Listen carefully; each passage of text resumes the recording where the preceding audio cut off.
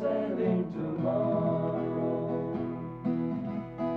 Malaika, where the grey seas are rolling, and the fish are schooling, where the fish are schooling, and the sea meets the sky. I'll get it right one day. Spinners as an idea has been something that I've probably spent the last 10 years thinking about virtually nothing else. There was a chap in the group at that time called Stan Francis, and he wanted to leave because he's a guitar builder really, and he wanted to concentrate on building his guitars. And he'd just got an order from Lonnie Donegan, that's right, and he wanted more time for that. So he left, and I was asked to sort of take his place. I met Tony at training college. We formed the skiffle group and began making a few bob on Merseyside. So I decided to forsake home and come to live on Merseyside, and found out that it was smashing for a couple of years with the skiffle thing. Well, and suddenly, skiffle was here, and Mick came up to college playing washboard, or joined in on washboard. He was a terrible washboard player. And he decided that he'd work during his holidays.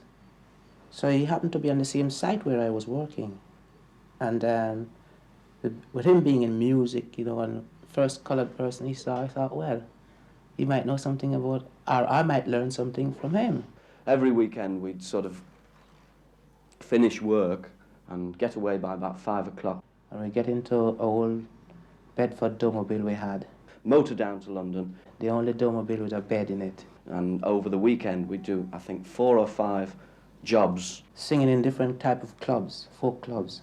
All for kicks, really. The last one will be about 2:30 on a Sunday night. And we'd come back on the Monday morning. For work at 7:30 in the morning. Having not sort of slept in the van. And we decided, well, something's got to go, either the music go or the job go. So we waited for another year to make sure that we were certain of what we're letting ourselves in for. And we says, well, all right, we can't go on any longer, we've got to come to some arrangement. So we did, we decided to go professional, and we haven't looked back since, thank goodness. A roving, since roving's been my ruin, and I'll go no more a roving with you, fair maid. In Amsterdam there lived a maid, mark well what I do say. In Amsterdam there lived a maid, and she was a mistress of her trade. I'll go no more a roving with you, fair maid. A roving, since roving's been my ruin, I'll go no more a roving with you, fair maid. I took this fair maid for a walk, mark well what I do say. I took this fair maid for a walk, she said, "Come man, I'd rather talk. I'll go no more a roving with you, fair maid." I put my arm around her waist, mark well what I do say. I put my arm around her waist, she said, "Young man, you're in great haste. I'll go no more a roving with you, fair maid." A roving, since roving's been my ruin, I'll go no more a roving with you, fair maid.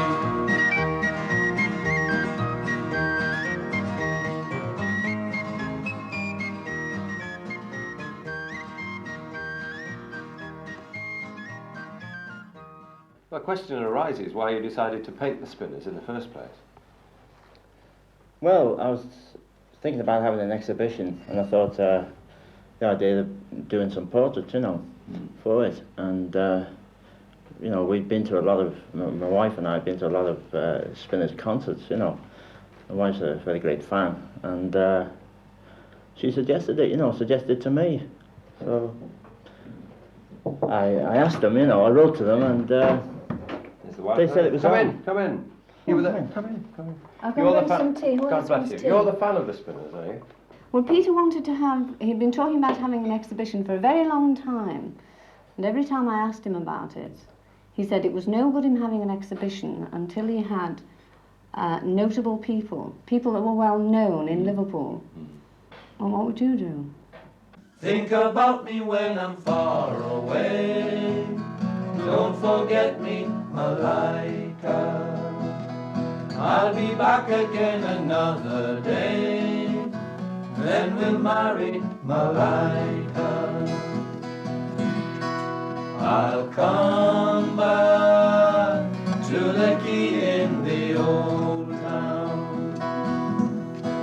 Be waiting where the river is creeping, and the ghosts of the tall ships hear the tugboats cry. Think about me when I'm far away. Don't forget me, Malaika.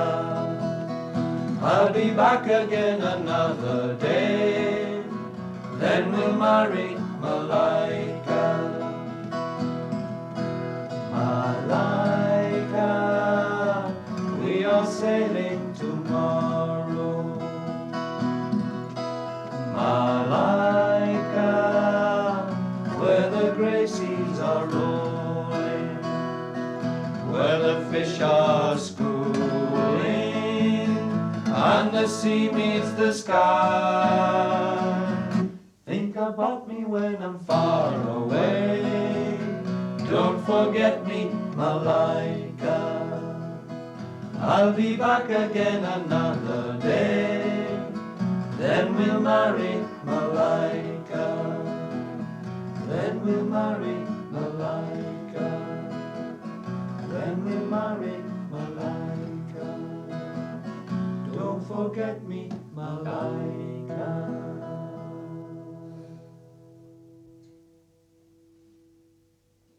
We'll have to work on it a bit more though. Not half, not half. Where do you say Can I it came, just- where do you say it came from? East Africa, is it? Yeah, it's a Swahili song from Kenya, I think, something like that. May I, Originally, Feel free. Not because we talk Just about right. Africa, you're going to start stripping straight away, you know. Do you think you'll ever run out of folk songs? I mean, how much do you have to keep renewing your material? we don't change Right. it, we don't lose anything, Brian. What we do is we add to it, you know. Yeah. We get fantastic accumulation, and the sort of general repertoire grows all the time. Yeah. We've sort of made arbitrary statements about the number of songs we know. I reckon now probably we've got a working repertoire of about 400 to 500 songs, but there's at least twice as many again that we could sing with just, you know, one quick run through. Yeah. And you write some, don't you? Yeah, well, you don't write folk songs, you know. I write songs in the folk idiom, using the sort of traditional modes. But you just don't sit down and say, I'm going to write a folk song. You have to wait for quite a long time to see if the sort of folk themselves adapt the song and take it to themselves before you can really honestly call it a folk song. But I write songs in the folk style.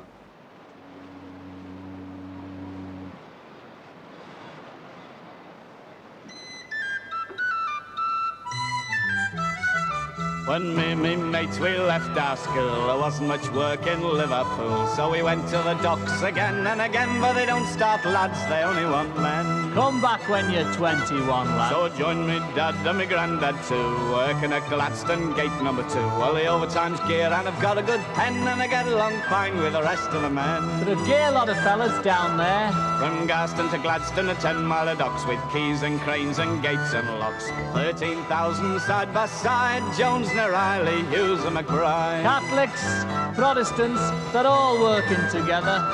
There's a meeting when a boss gets tough, when a car goes dirty, when a bloke hits rough. When Bessie comes, we're there in force, 'cause we all like to argue. Friendly, of course.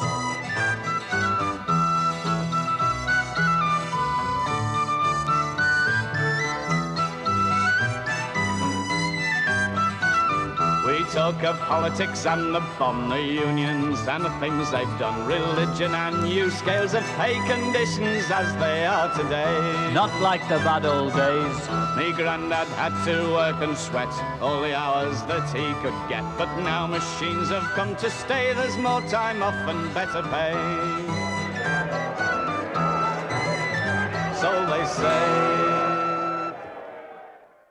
In many ways, perhaps Beryl has had to adjust herself to this new way of life of yours, the professional way, less than the other wives.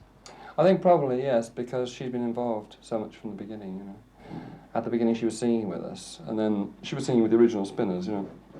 And then she packed up very early, as we started having children. Well, I've been interested in the various kinds of music, that right from when he had the the jazz band, and I was the chucker out.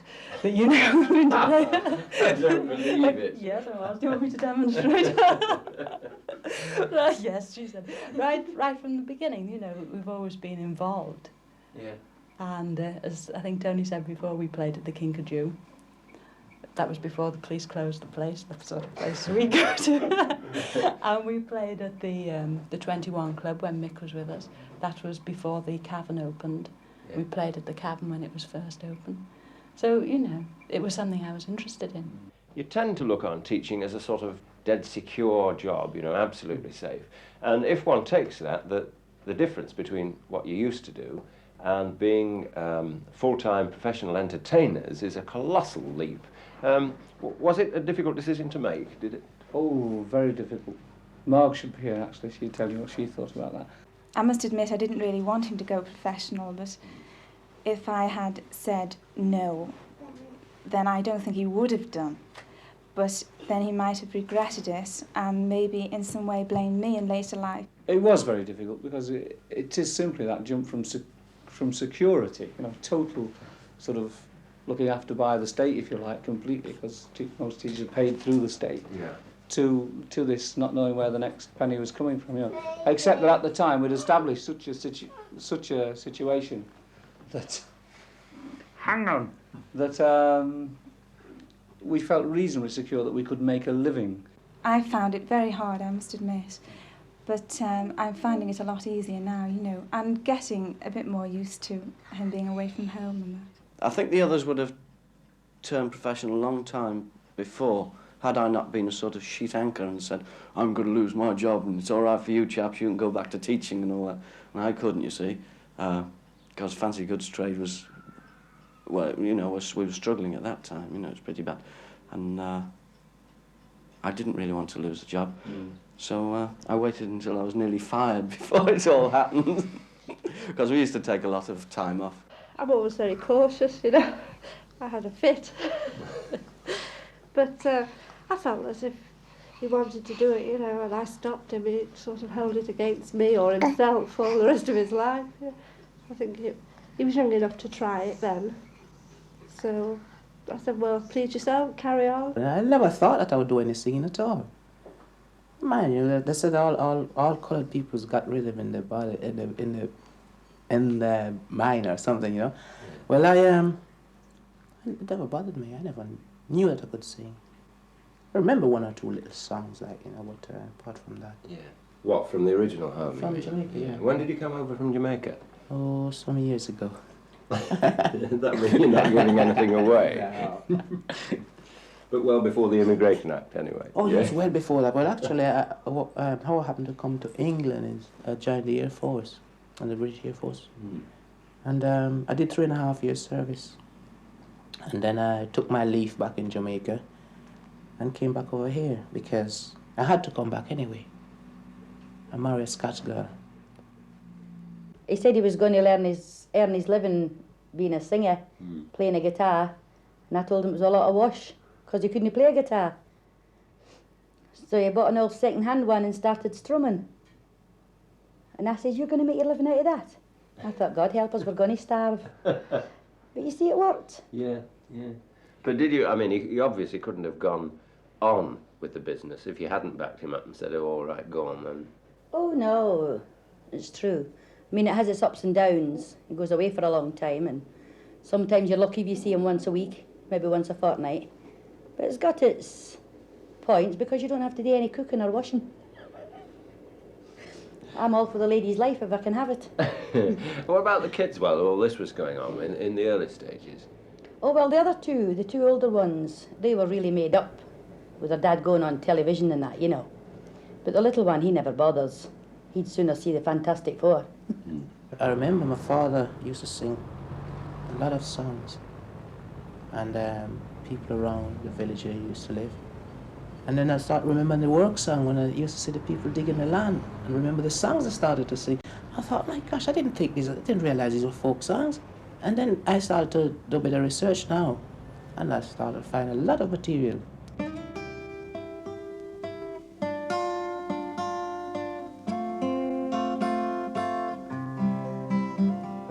Every every time I remember Liza, water come on me eye. When me think pa me nice girl Liza, water come on me eye. Come back Liza, come back girl, wipe the tear from me eye. Come back Liza, come back girl, wipe the tear from me eye.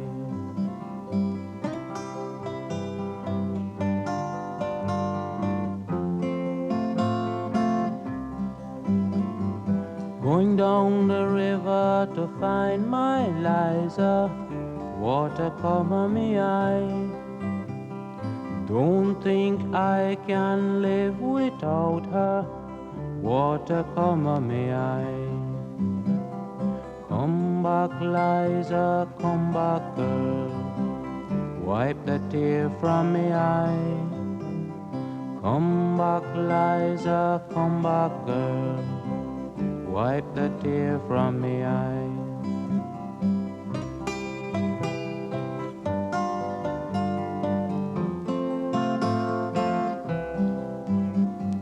I'm leaving now for another island, water come on me eye.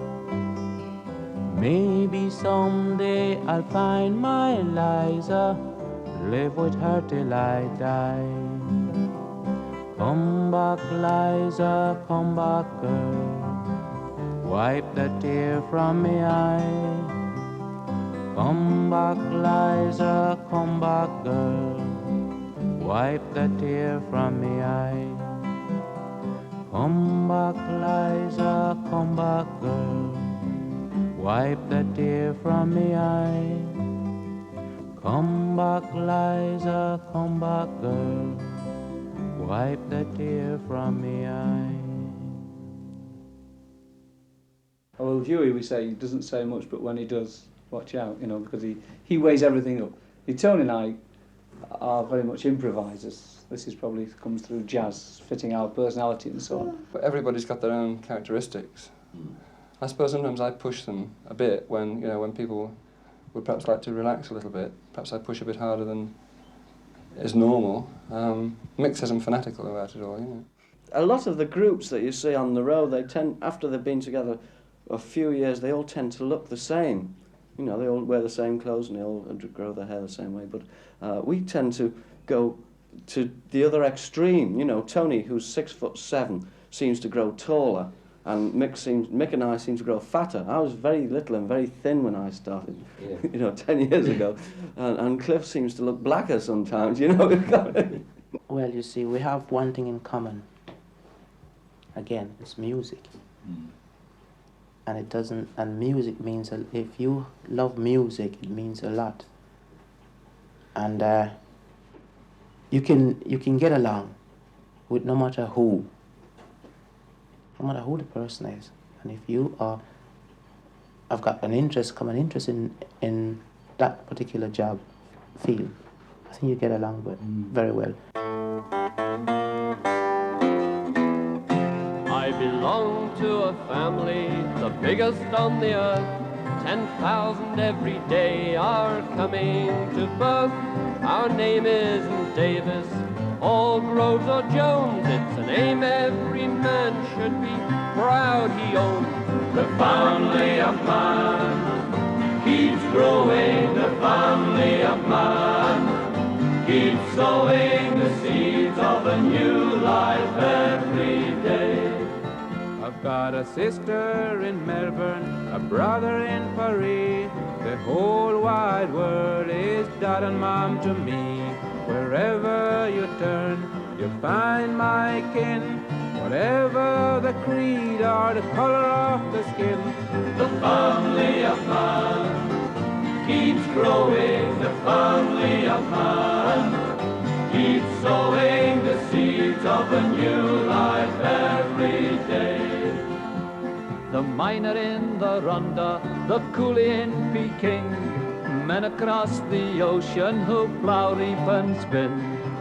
They've got a life and others to share it, so let's bridge the oceans and declare it's the family of man. Keeps growing, the family of man. Keeps sowing the seeds of a new life every day. From the North Pole ice to the snow at the other, there is not a man I wouldn't call brother. But there isn't much time. I've had my fill of the men of war who intend to kill. The family of man keeps growing, the family of man keeps sowing the seeds of a new life every day. Some people say the world is a horrible place, but it's just as good or bad as the human race. Dirt and misery of health and joy, and can build or can destroy. The family of man keeps growing, the family of man keeps sowing the seeds of